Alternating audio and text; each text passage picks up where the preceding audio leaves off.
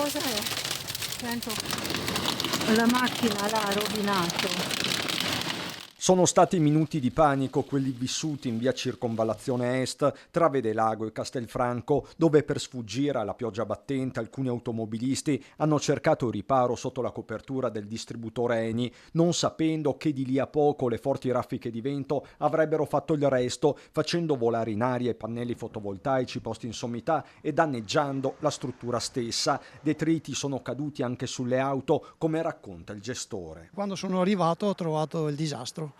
Pannelli scesi, macchine accidentate e niente, era sceso tutto, i gazebi volati via, pannelli sulla strada e l'altro lato della strada e così è successo. Ecco, un miracolo che nessuno si sia fatto male. Sì, questa è una bella cosa, che nessuno si abbia fatto male. All'Eni Station ci si è subito rimboccati le maniche, mettendo in sicurezza l'impianto tornato operativo dopo il mezzogiorno, un fenomeno localizzato in questo angolo di Marca Occidentale con la tromba d'aria che ha sradicato delle piante tra Salvatronda e San Floriano, dove si è registrato anche un lungo blackout e l'allagamento di un sottopasso. Come bombardata questa palestra in fase di apertura all'ingresso dell'area commerciale di Castelfranco, le vetrate sono di fatto esplose, a terra danni per migliaia di euro. La prima cosa da fare è quella di assicurarsi contro questi eventi accidentali che diventano, ripeto, sempre più frequenti. Avere una copertura assicurativa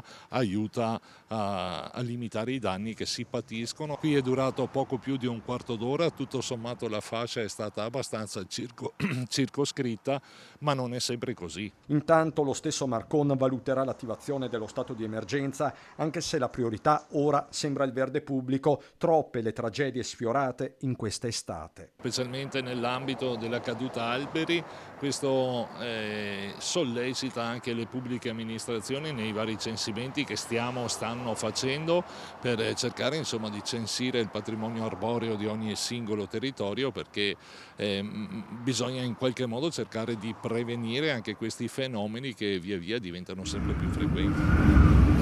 Buona.